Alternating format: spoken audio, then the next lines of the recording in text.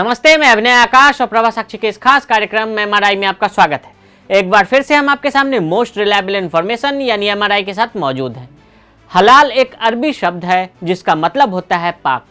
इस शब्द से किसी को कोई एतराज नहीं और होनी भी नहीं चाहिए, क्योंकि हम भी कहते हैं नमक हलाल और नमक हराम। ये भारत के स्थापित शब्द है। आमतौर पर हलाल शब्द मांस वगैरह के संदर्भ में इस्तेमाल होता है, लेकिन इसका मतलब सिर्फ मांस तक सीमित नहीं है। कभी मीट के संदर्भ में इस्तेमाल होने वाला यह ठप्पा वेज आइटम, कॉस्मेटिक और दवाओं में भी लगा। इतना ही नहीं, बिल्डिंग को भी हलाल सर्टिफिकेशन के नाम से बेचने की कोशिश हुई, जिसके बाद से बीते कुछ समय से मजहबी मान्यताओं के आधार पर विभिन्न उत्पादों का हलाल सर्टिफिकेशन राष्ट्रीय नहीं बल्कि अंतर्राष्ट्रीय स्तर पर भी चर्चा में रहा। तो आज हम आपको एमआरआई स्कैन के जरिए इन 5 सवालों के जवाब देंगे। हलाल मीट क्या है? इस्लाम में हलाल मीट पर जोर क्यों दिया जाता है? हलाल के अलावा और कौन सा मीट मिलता है? इन सब तरीकों के मीट का अंतर क्या है? हलाल सर्टिफिकेट क्या है? हलाल मीट क्या है? हलाल की तकनीक विशिष्ट समुदाय के निपुण लोग करते हैं। इसके लिए जानवर की गर्दन को एक तेज धार वाले चाकू से रेता जाता है। इसके कुछ ही देर बाद जानवर की जान चली जाती है। हलाल में जानवर के शरीर से खून का अंतिम कतरा निकलने तक उसका जिंदा रहना जरूरी है।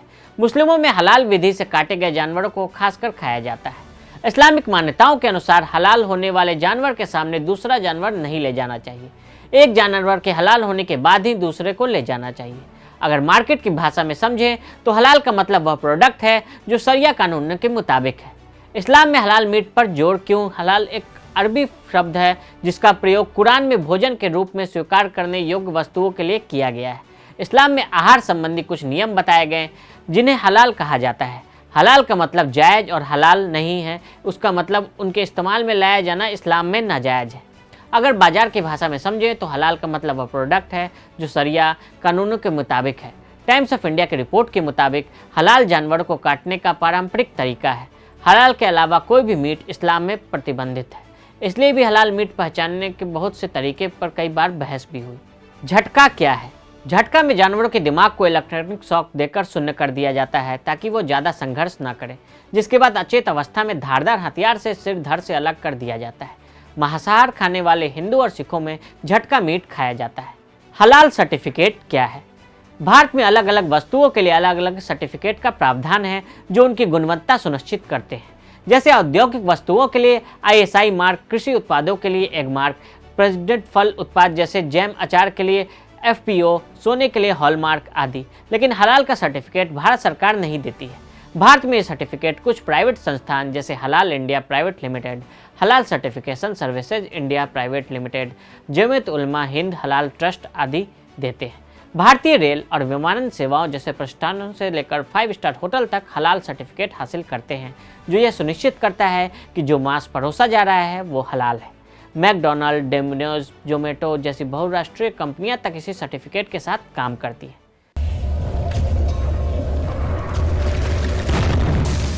लिपस्टिक से लेकर शैम्पू तक हलाल सर्टिफाइड। मजहबी मान्यताओं के अनुसार पशुवध के तरीके हलाल से शुरू हुई थी और अब वो दवाइयों से लेकर सौंदर्य उत्पाद जैसे लिपस्टिक और शैम्पू, अस्पतालों से लेकर 5 स्टार होटल, रियल एस्टेट से लेकर हलाल टूरिज्म और तो और आटा, मैदा, बेसन जैसे शाकाहारी उत्पादों तक के हलाल सर्टिफिकेशन पर पहुंच गई है। हलाल सर्टिफिकेट जो भी कंपनी अपनी सामान मुस्लिम देशों को निर्यात करती है, उन्हें उन देशों को यह सर्टिफिकेट दिखाना आवश्यक होता है। अगर हलाल फूड मार्केट के आंकड़ों की बात करें तो वैश्विक स्तर पर 19% की है, जिसकी कीमत लगभग 2.5 ट्रिलियन बैठती है। आज मुस्लिम देशों में हलाल सर्टिफिकेट उनकी जीवन शैली से जुड़ गया है।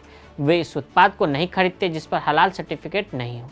हलाल सर्टिफिकेट वाले अस्पताल में इलाज, हलाल सर्टिफिकेट वाले कॉम्प्लेक्स में फ्लैट और हलाल टूरिज्म पैकेज देने वाले एजेंसी से यात्रा, यहाँ तक कि हलाल की मिंगल जैसी डेटिंग वेबसाइट। कैसे मिलता है हलाल सर्टिफिकेट? कोई भी कंपनी जब हलाल सर्टिफिकेट देने वाली जमीयत उलमा हिंद हलाल ट्रस्ट आदि संस्था से संपर्क करती है तो सबसे पहले देखा जाता है कि उसके पास FSSAI का लाइसेंस है या नहीं। फिर ऑडिट टीम जाकर चेक करती है कि कंपनी में बनने वाली चीज़ों में किन किन चीज़ों का इस्तेमाल किया जा रहा है। ऑडिट टीम की रिपोर्ट में सब संतोषजनक होने पर सर्टिफिकेट दिया जाता है। इस पूरी सर्विस के लिए फीस ली जाती है। सर्टिफिकेट का कोई चार्ज नहीं होता। रेड मीट मैनुअल से हटा हलाल शब्द।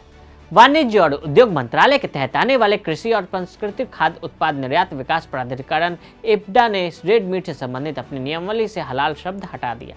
अब इसकी जगह नियमावली में कहा गया है कि जानवरों को आयात करने वाले देशों के नियमों के हिसाब से काटा गया है। अभी तक मीट को निर्यात करने के लिए उसका हलाल होना एक महत्वपूर्ण शर्त रहा करती थी। फिलहाल बदलाव के बाद एपिडा ने स्पष्ट किया है कि हलाल का प्रमाण पत्र देने में किसी भी सरकारी विभाग की कोई भूमिका नहीं है। हलाल का पैसा जिहाद में। ऑस्ट्रेलियाई नेता जॉर्ज क्रिस्टियन ने चिंता व्यक्त करते हुए कहा कि हलाल अर्थव्यवस्था का पैसा आतंकवाद के काम में लिया जा सकता है। वहीं अंतर्राष्ट्रीय लेखक नसीम निकोलस ने अपनी पुस्तक स्किन इन द गेम में इसी विषय पर द मोस्ट इंटॉलरेंट विंस, जो असहिष्णु होता है वो जीतता है, नाम का लेख लिखा है। इसमें उन्होंने यह बताया है कि अमेरिका जैसे देश में मुस्लिम और यहूदियों की अल्पसंख्यक आबादी कैसे पूरे अमेरिका में हलाल मांसाहार की उपलब्धता मुमकिन करा देते हैं। अमेरिका, ऑस्ट्रेलिया और यूरोप के देश इस बात को समझ चुके हैं कि मजहबी मान्यताओं के नाम पर हलाल सर्टिफिकेट के जरिए एक आर्थिक युद्ध की आधारशिला रखी जा रही है, जिसे हलालोनोमिक्स भी कहा जा रहा है। यही कारण है कि ऑस्ट्रेलिया की दो बड़ी मल्टीनेशनल कंपनी केलॉग्स और सैनिटेरियम ने अपने उत्पादों के लिए हलाल सर्टिफिकेट लेने से यह कहते हुए इनकार कर दिया कि उनके उत्पाद शुद्ध शाकाहारी होते हैं, इसलिए उन्हें हलाल सर्टिफिकेशन की कोई आवश्यकता नहीं।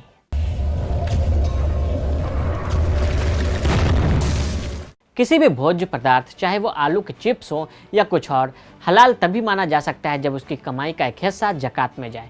लेकिन हमारे पास ये जानने का कोई जरिया नहीं कि जकात के नाम पर गया पैसा जकात में ही जा रहा है या जिहाद में। और जिहाद तो काफिरों के खिलाफ ही होता है, जब तक यह इस्लाम न स्वीकार कर ले। यानी जब कोई गैर मुस्लिम हलाल वाला भोजन खरीदता है तो वह इसका एक हिस्सा अपने ही खिलाफ होने जा रहे जिहाद में आर्थिक सहायता देने में खर्च करता है। तो आज हमने हलाल मीट और लिपस्टिक से लेकर शैम्पू तक के हलाल सर्टिफिकेशन वाली कहानी का संपूर्ण विश्लेषण किया। आज के लिए दें इजाजत, और ऐसी रिपोर्ट्स को देखने के लिए प्रभा साक्षी के साथ लगातार बने रहे। वीडियो को देखने के लिए फेसबुक और ट्विटर पर हमें फॉलो करें, यूट्यूब पर प्रभा साक्षी को सब्सक्राइब करें।